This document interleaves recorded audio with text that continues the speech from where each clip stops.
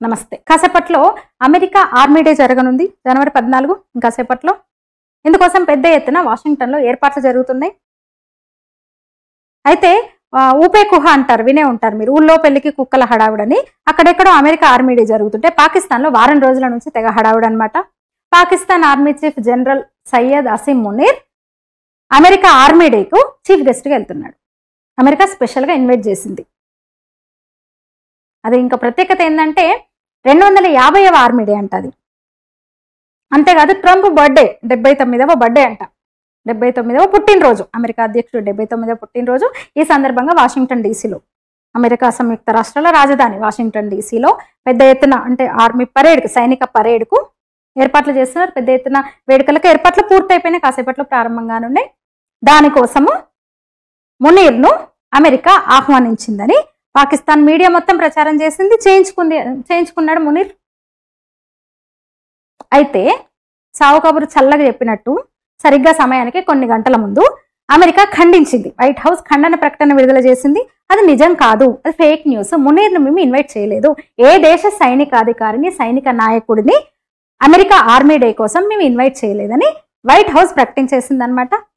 అసలు ఎంత దారుణం! ఇదిగో పులి అంటే అదిగా తోక అన్నట్టు. జూన్ 12న వెళ్తున్నాడు, వాషింగ్టన్ చేరుకుంటాడు, ఈవెంట్లో పాల్గొంటాడు, జూన్ 16న వస్తాడు మళ్ళీ తిరిగి పాకిస్తాన్కు. ఇలాంటి వార్తలు అనమాట. అయితే ఈ ఆహ్వాన వార్తలను ఖండించింది వెంటనే.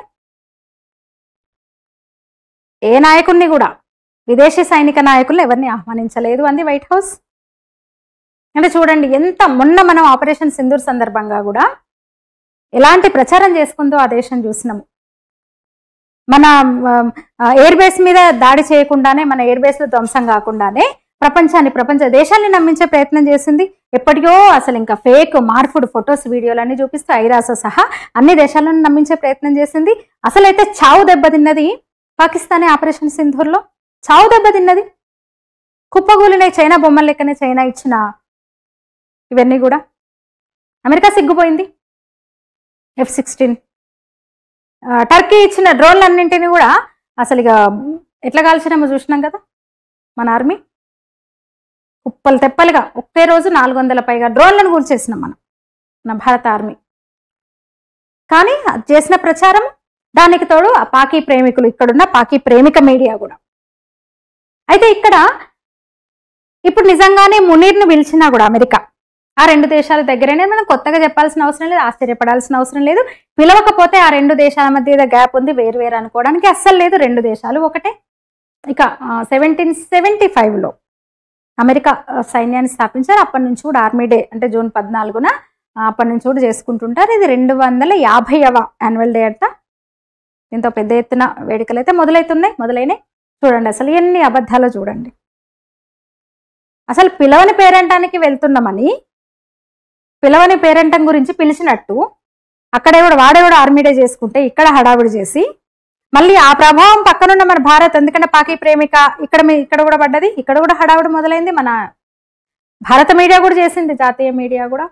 అయితే చెప్పిన కదా, అంటే మునీర్ వెళ్ళనంత మాత్రాన, పిలవనంత మాత్రాన రెండు దేశాలు వేరు అని మనం అనుకోవడానికి లేదు. ఒకవేళ నిజంగా పిలిచిన చీఫ్ గెస్ట్గా అసీం మునీర్ని పిలిచినా మనం ఆశ్చర్యపోయేది లేదు. ఎందుకంటే ఇష్టం లేకుండా పాకిస్తాన్ సపోర్ట్ చేస్తూనే ఉంటుంది అమెరికా. రెండు ఒకటే. మొన్న బయటపడ్డది కదా, అణ్వాయుధాలను దాస్తోంది పాకిస్తాన్లో. అణ్వాయుధాలకు స్థావరంగా పాకిస్తాన్ వాడుకుంటోంది అమెరికా. మరి భారత్ మీద యుద్ధం చేస్తుందో, రష్యా మీద యుద్ధానికే వాడుతుందో, చైనా మీదనే మన చేస్తుందో, ఇరాన్ మీద యుద్ధానికో తెలియదు కానీ బయటపడ్డది. మన దొంగతనం బయటపడ్డది కదా ఆపరేషన్ సింధూర్ సందర్భంగా.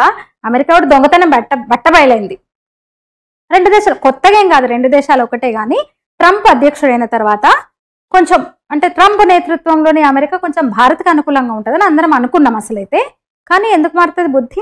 అక్కడ ఎవడున్నా సరే ఆ దేశ విధానమే అంతా. ఏషియాలో స్థావరం పాకిస్తానే అమెరికాకు. ఇక ఇప్పుడు ఇండో పసిఫిక్ ప్రాంతంలో కూడా పట్టు కోసం ప్రయత్నం చేస్తుంది కదా. అందుకని పాకిస్తాన్ లాంటి ఈ కన్నింగ్ కంట్రీలు, దిక్కుమాలిన దేశాల సపోర్టు అవసరం వాడుకుంది. కానీ చూడండి అసలు ఎంత సిగ్గుపోగొట్టుకుందా ఇప్పుడు. దీని మీద మీ అభిప్రాయాలు తెలియజేయండి. వీడియో మీద లైక్ చేయండి, షేర్ చేయండి, ఛానల్ని సబ్స్క్రైబ్ చేయండి. ధన్యవాదాలు.